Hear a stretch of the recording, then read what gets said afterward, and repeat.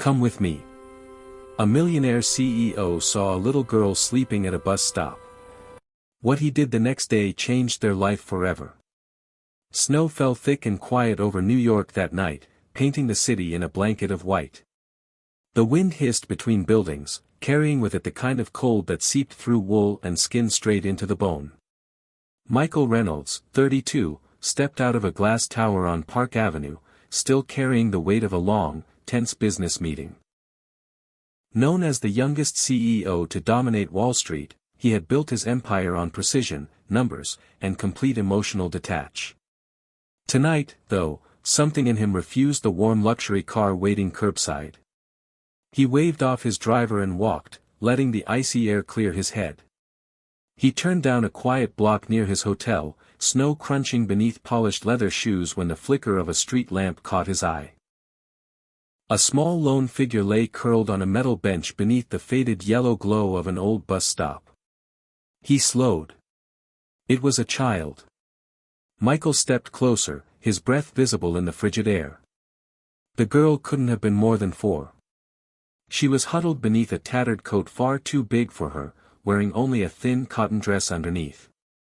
Her hair was tangled, cheeks flushed and raw from the cold, her lips already tinged with blue. She was asleep or trying to be. Alarm surged through him. Without hesitation, he crouched beside the bench and gently touched her shoulder. "Do you have a home?" he asked softly. "It's freezing out here. Let me take you somewhere warm. Come with me." The little girl stirred. Her eyes blinked open, startlingly clear, wide, and calm. She looked at him with neither fear nor surprise, just quiet trust. "My mommy went to look for dinner," she said, her voice small but steady. "But I'm not scared. You're here now. You're the miracle, right?" Michael froze. That word miracle did something to him. She had said it like it was a fact, like it was obvious, like she had been waiting for him. He didn't know what to say. In his world, belief didn't matter. Results did. And yet, in this moment, that one word from a little girl wrapped in frost shook him deeper than any investor ever had. She sat up a little and reached into the old backpack by her side. From it, she pulled out a crumpled photograph and held it up to him. "This is my mommy," she said. "She said she'd be back before the snow covers my shoes. Can you wait with me until then?" Michael glanced down. Snow had already started to gather on the rubber edges of her sneakers. The sight made something twist in his chest. Without a word, he pulled off his heavy wool coat and gently wrapped it around her small shoulders. She sank into it instantly, like it was a blanket made of clouds. "What's your name?" he asked after a long silence. "Laura," she said, nestling deeper into the warmth. He nodded, unsure what else to say. She looked back down at her feet. "Me and mommy stay here sometimes," she added. "It's not that bad. The light helps me sleep." Michael looked around. No mother, no one, just wind and white silence. He wanted to call someone, a shelter, the police, anyone. But he didn't. Instead, he stayed there, sat with her. He wasn't sure how long he sat in the freezing cold, his jacket now barely shielding his arms from the wind. But Laura seemed to relax beside him, like his presence made the bench warmer. "Do you really think I'm a miracle?" he asked finally, his voice barely above the wind. Laura nodded slowly. "Mommy says miracles are people who show up when no one else does." Michael stared ahead at the falling snow, his breath shaky. For the first time in years, he felt something crack inside the ice he'd built around himself. And so he stayed, just a man and a little girl waiting in the snow, not knowing that within moments her mother would return, and nothing in his life would ever be the same again. Ava pulled her scarf tighter around her face as the wind howled through the alley beside the soup kitchen. Snow clung to her lashes. Her fingers were numb, and the small paper bag she carried was already damp from the weather. Inside it were 2 containers of warm rice porridge and a single bread roll. Tonight's dinner for her and Laura. She walked quickly, every step heavy with fatigue. She had been gone longer than usual. A line at the kitchen had stretched around the block, and by the time she got inside, the volunteers were already packing up. But she had smiled, polite and patient, grateful for whatever they could give. That was the rule she lived by. Never beg, never demand, just survive. Ava was 28, once a quiet dreamer with a passion for cooking and an eye for flavor. She had worked as a line cook in a small neighborhood bistro before the pandemic forced it to close.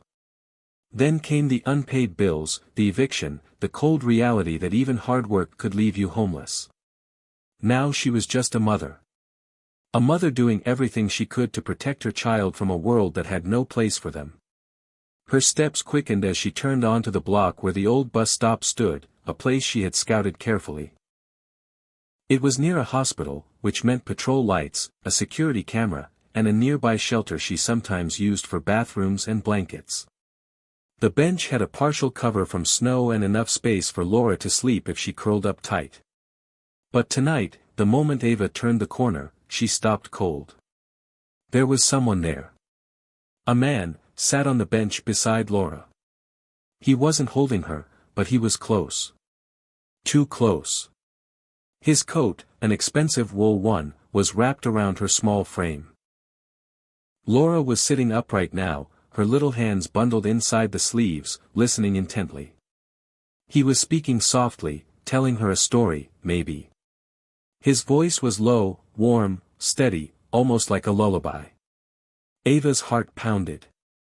She dropped the bag, bolted forward, and reached for her daughter. "Laura," she cried, her voice sharp with panic. She scooped the child into her arms, pulling her close, shielding her instinctively. The man stood quickly but didn't move toward her. His hands rose immediately, palms open. "I'm not here to hurt her," he said calmly. "I was just sitting with her." She was alone, cold. Ava backed up a step, eyes scanning his face. Clean-shaven, young, serious, and unfamiliar. She didn't see malice, but she didn't trust him either. "You don't get to touch someone's child just because they look cold," she snapped, arms tightening around Laura. "I didn't touch her," he said gently. "I gave her my coat and sat with her. She told me you were coming back. I was going to wait until you did." Laura stirred in her arms, then smiled sleepily. "Mommy, he's nice. He stayed with me. He's warm like cocoa." Ava looked down at her daughter. Her skin was less pale now. She had stopped shaking. She turned back to the man, her voice still guarded. "Who are you?" "My name is Michael," he said. "I was walking by, that's all." He made no move to reclaim the coat. He just stood there in his dress shirt, snowflakes collecting on his shoulders, hands still up. Ava studied him. His eyes were steady, not predatory, not empty, just tired like hers. Still, she said nothing. "I can leave if you want," he offered. "But maybe you could keep the coat for her, just tonight." Ava looked at the thick wool wrapped around Laura, saw how her daughter had curled into its warmth like she belonged there. She exhaled slowly. "No," she said. "You can stay for now. Just don't try anything."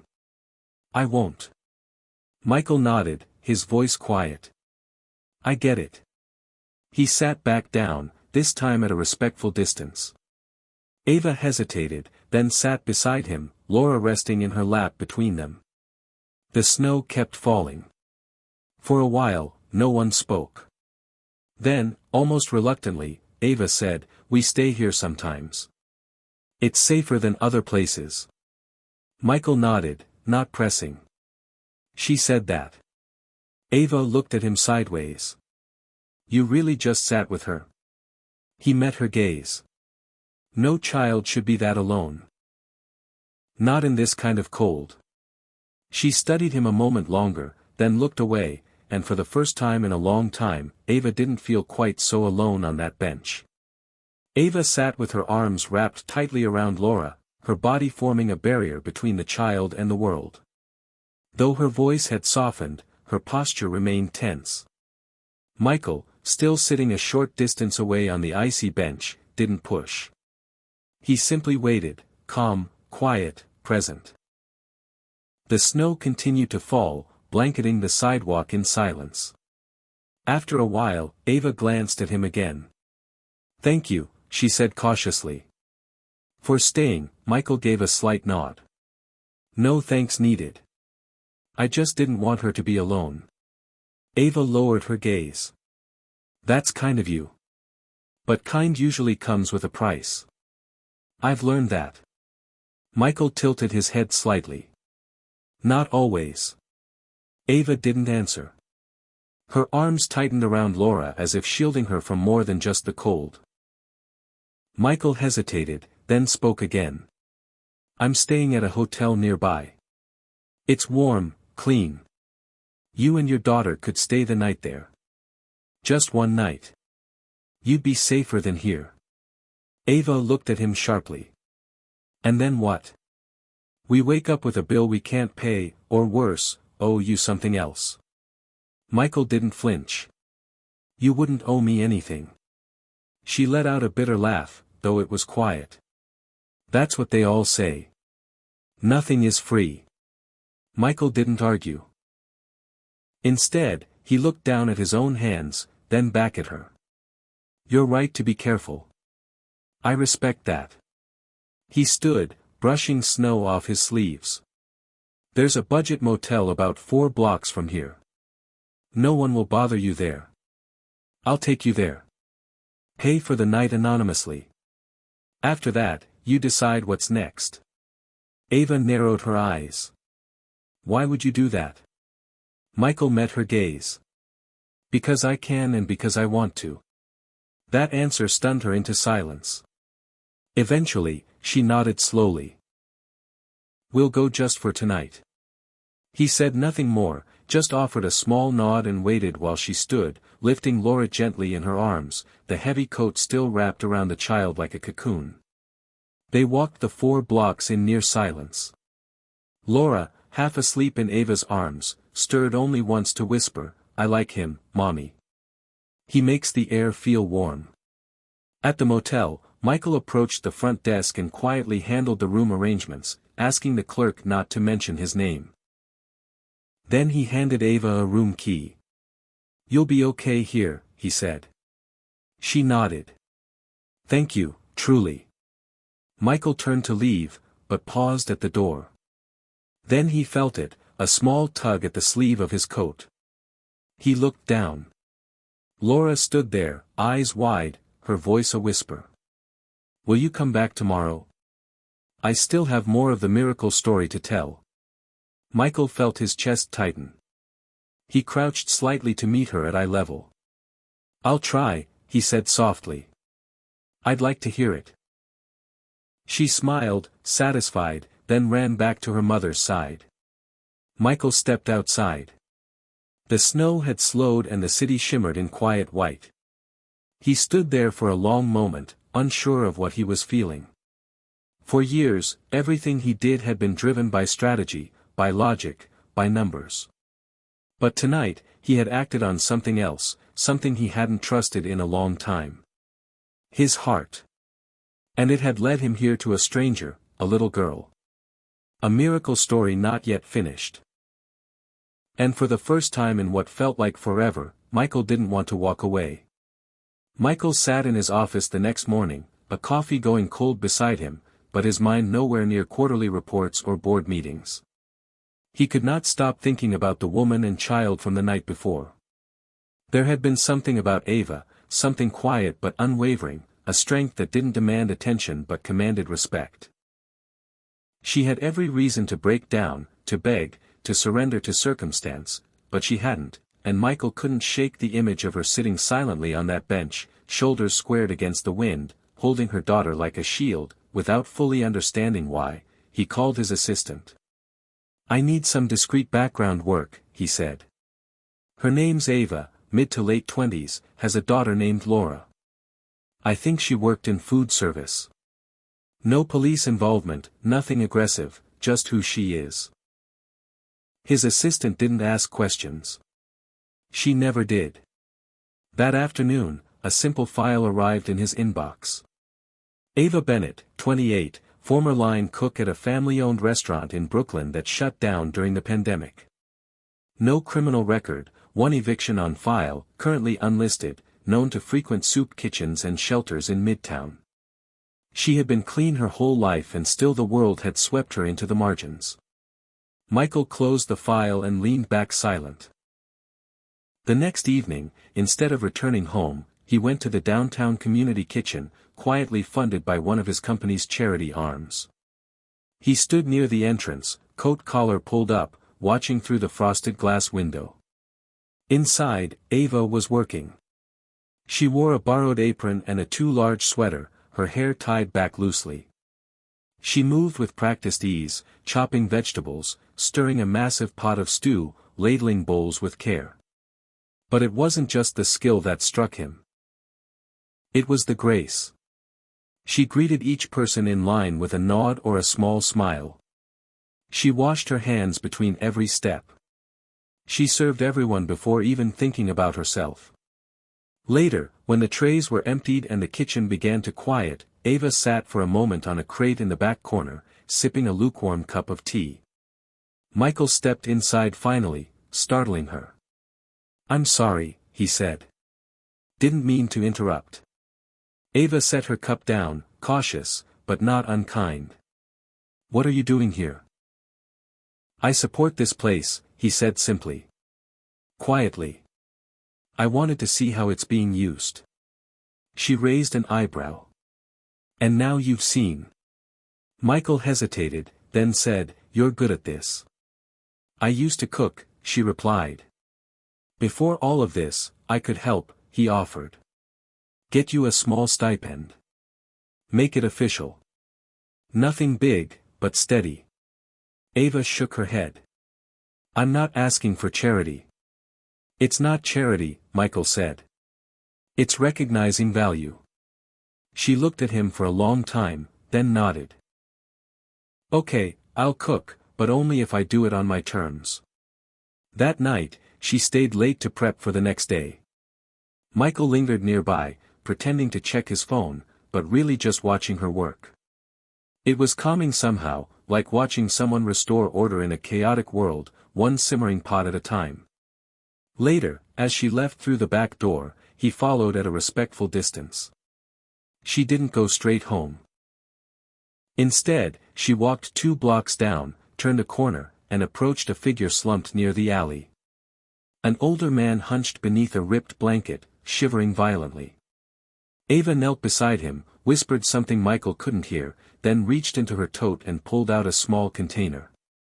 "Leftovers." She gently placed it in the man's hands, then without hesitation, shrugged off her coat and wrapped it around his shoulders. Michael stopped walking. He stood there, half hidden by snow, watching her. "People shouldn't die cold," Ava murmured, adjusting the coat over the man's back. "Not even if they made mistakes." Michael didn't speak, didn't move. He just stared at her, at the care in her voice, the steadiness of her touch, the unshakable humanity she gave so freely. And in that moment, for the first time in a very long time, Michael thought of his mother. She had been a nurse, tender, selfless, always the first to sit beside a patient no one else wanted to touch. She had died too young. But here now, Michael saw that same soul reflected in a woman sitting on cold pavement beside a forgotten man. Ava didn't know she was being watched. And Michael knew he couldn't stay silent anymore. Not in his heart. He had come here curious. He was now something else entirely, moved.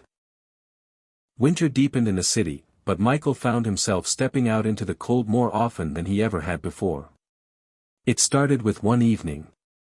Ava was packing leftover food from the community kitchen into paper containers when Michael offered quietly. "Do you mind if I join you?" She hesitated, unsure if he was serious to deliver these. He added, gently lifting one of the bag. Ava studied him for a moment, then handed him a box. You'll need gloves and maybe some humility. From that night on, it became a ritual. Each evening after the kitchen closed, they loaded up small meals and walked together through alleys, subway entrances, and forgotten corners of the city, places where people slept in doorways and under stairwells. Many of those they served never dared enter the soup kitchen out of shame or fear, but Ava found them anyway.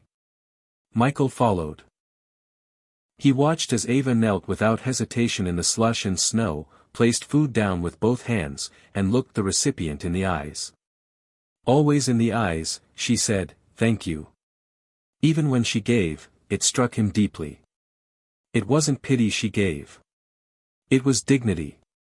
One night as they walked down a narrow back alley, Michael finally asked, "Why do you always look at them like that, even when they won't look back?" Ava paused. "Because someone needs to. I want them to know I see them. That they're still human." Michael didn't respond. He just nodded, a quiet respect growing heavier inside him. As the days passed, their conversations deepened. On a long walk back one night, Ava spoke of her childhood. A father who left, a mother who worked 3 jobs, a small apartment that always smelled like soup. "I've been invisible most of my life," she said simply. "I guess that's why I notice people others don't." Michael told her hesitantly about his own past, about losing his mother when he was 12, about how the world had told him to be tough, fast, brilliant, and how over time he had traded softness for strategy. He spoke of his success with a detached tone, like he was reading someone else's resume. "You built an empire," Ava said quietly. "But maybe you needed something to come home to." They shared their first true laughter not long after. In the warm amber-lit kitchen as they scrubbed trays and wiped counters, Michael accidentally spread water across the table. Ava yelped, tossing a dish towel at him. Laura, sitting nearby with her crayons, giggled uncontrollably. "You're terrible at cleaning," Ava said through her laugh. "Shocking, I know," he replied. "I've only ever cleaned up market crashes." That night, Laura hugged him tightly on the way out. "Good night, Mr. Snowman." "Snowman?" Michael asked, amused. Laura grinned. "Because you came with the snow, and you always bring the minty candy." He reached into his pocket and handed her a peppermint. "Then I suppose I must live up to the name." What Michael didn't tell Ava or Laura was what he had done that morning. While reviewing property reports for the company's philanthropic branch, he'd come across a listing, a closed-down cafe space in the heart of Midtown, modest but well-built, the kind of place that could smell like fresh bread and sound like stories being shared over soup. Without fanfare or hesitation, he bought it under the foundation's name. That evening, as Ava spoke of how she missed cooking for real, not just ladling out stew, he imagined her in that space, her and Laura, a stove warm with purpose, a chalkboard menu written in her careful handwriting, the clatter of dishes, laughter, and second chances. He didn't say a word, but in his heart, the vision was already alive, and it had a name, the hearth. It happened on an ordinary afternoon. At least it started that way. Ava had come early to the kitchen to prep for the evening meals. She was chopping carrots in the back when she heard a voice. Michael's voice. He was in the front hallway speaking on the phone. She hadn't meant to listen. She hadn't even moved at first. But when she heard her name, her body froze. "We've finalized the purchase of the property. The hearth will open on schedule," Michael was saying. "And yes, keep the foundation's name on everything. No need to mention me. Ava still doesn't know." There was a pause, then his assistant's voice, quieter but clear. "You sure about this? It's a significant investment." Michael replied without hesitation. "She deserves it." The knife in Ava's hand dropped to the cutting board. She felt dizzy.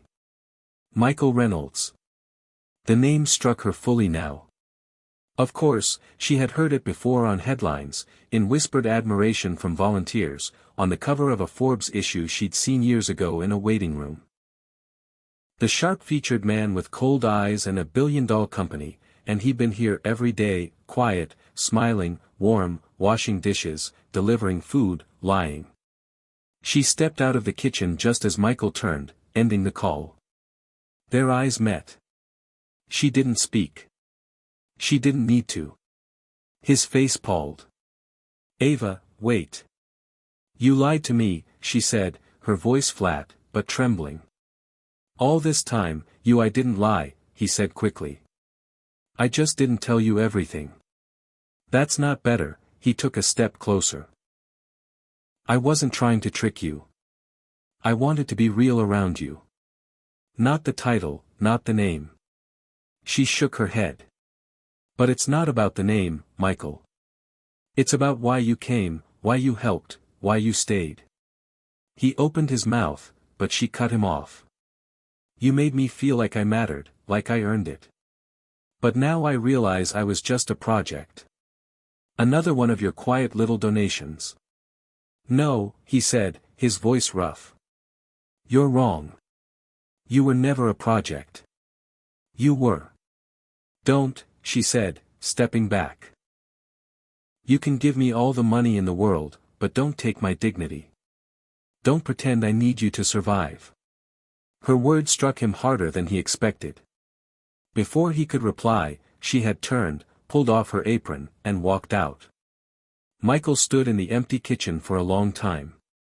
The sounds around him, pots clinking, the low hum of the fridge, faded into static. She was gone, and it felt like something vital had been torn from him. That night, he returned to his penthouse, a space filled with everything money could buy, tall windows, designer furniture, an unobstructed skyline view, but it had never felt emptier. The silence was no longer peaceful. It was suffocating. For the next 3 days, Michael drifted through work like a ghost. His staff noticed. Emails went unanswered. He cancelled meetings. He stopped returning calls. And every morning he found himself walking the same route past the bus stop where they'd first met, hoping to see a small figure in a too-big coat. She was never there. He stopped by the kitchen too once, just to stand outside, just to listen. There was no laughter, no warmth, no Ava. He tried to reason with himself. This had been about helping, about kindness, about the hearth.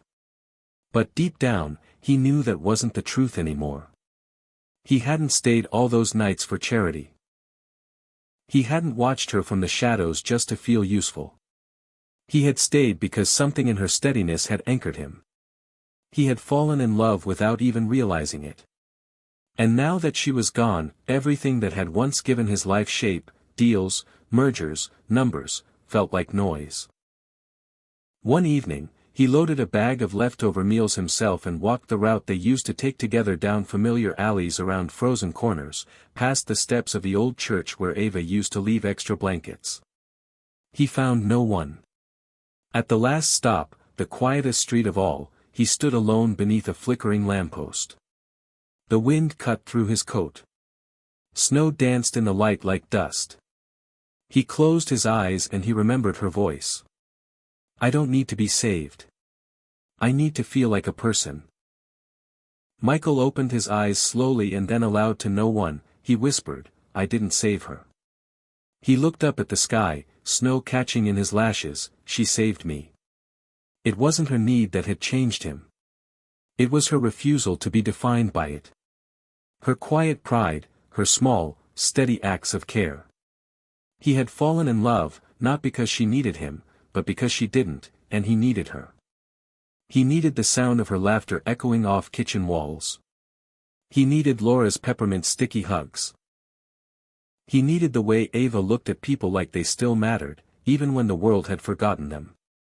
Michael Reynolds, the man who had everything, now knew what it meant to miss something so deeply it echoed.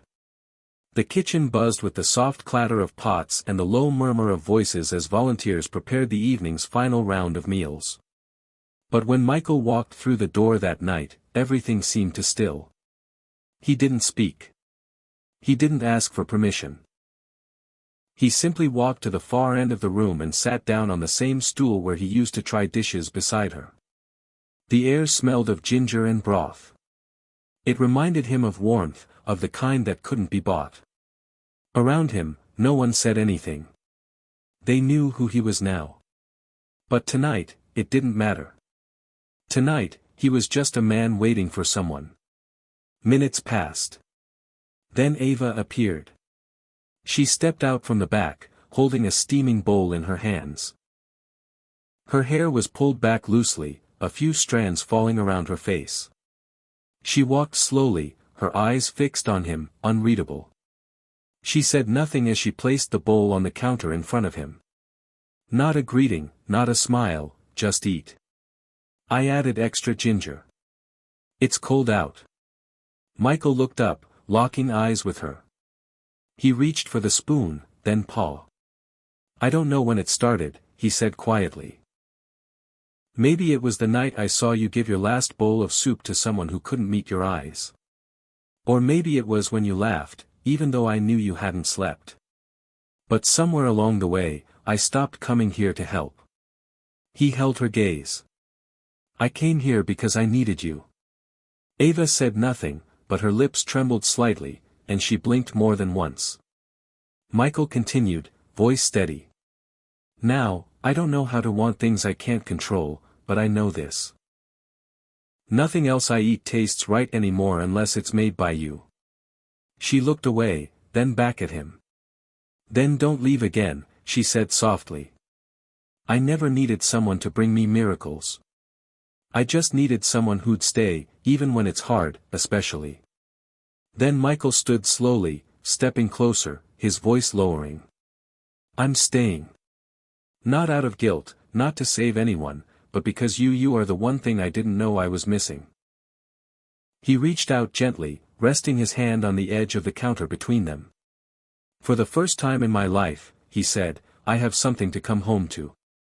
Ava said nothing. Instead, she placed her hand over his. Their fingers intertwined. No more explanations were needed. Behind them, Laura peeked from the doorway, a grin spreading across her face as she whispered, Told you he'd come back, Mommy. The soup sat forgotten on the counter, steam rising in soft curls between them.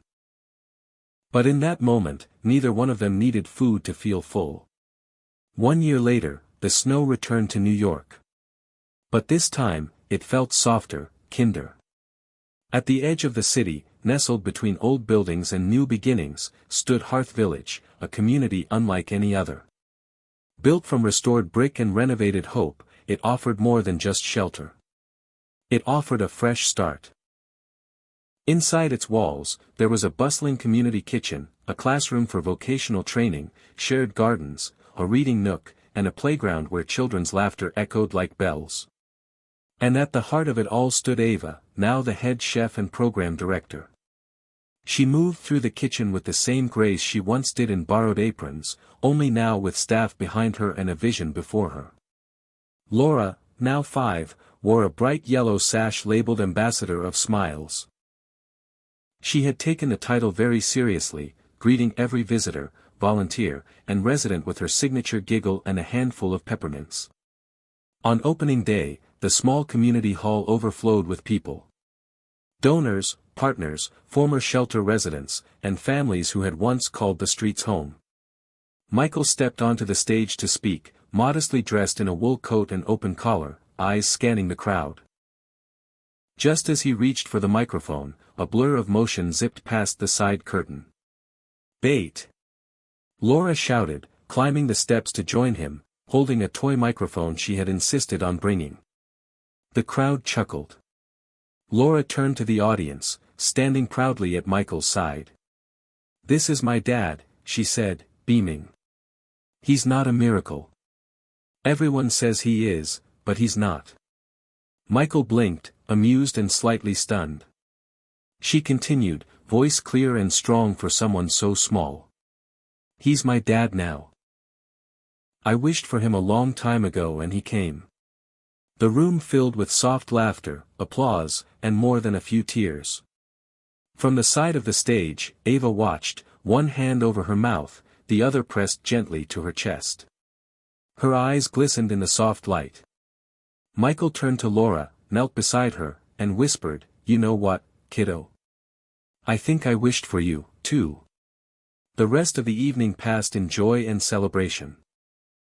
People danced, stories were shared, hands were held, and when the night grew quiet, the three of them returned to the small cottage near the hearth's garden, a home filled with wooden floors, bookshelves, spice jars, and the warmth of something earned, not given. It was Christmas Eve. In the kitchen, Ava sliced a spiced apple cake while Laura knelt on the windowsill, watching the sky for lanterns. Michael stood nearby, mug in hand, watching them with a gaze that held more than gratitude. It held peace. Outside, paper lanterns floated upward from Hearth Village, carrying wishes scribbled in childlike handwriting in crooked cursive. Laura called out, "I think that one's mine." I wished for more hugs. Michael wrapped his arms around both her and Ava, pulling them close as the warmth from the oven, the scent of cinnamon swirled around him. Ava leaned her head against his shoulder and whispered, "We used to wish for a miracle." Michael smiled gently, eyes on the sky. "But it turns out," he said, tightening his embrace, "you were the miracle I never dared to ask for." And beneath a sky filled with lanterns, laughter, and soft snow, their little family stood wrapped in light. Not just from the season, but from something deeper. Love, home, and a future finally built on both. If this story touched your heart, you're not alone. Sometimes the most powerful miracles are not grand or loud. They're quiet acts of kindness. A bowl of soup, a coat shared in the cold, a hand held in silence. They're found in the people who choose to stay and love without needing to rescue. At Soul-Stirring Stories, we believe in the beauty of real moments, of hope born from hardship, and of second chances that change lives. If you believe in those things, too, we invite you to subscribe to our channel.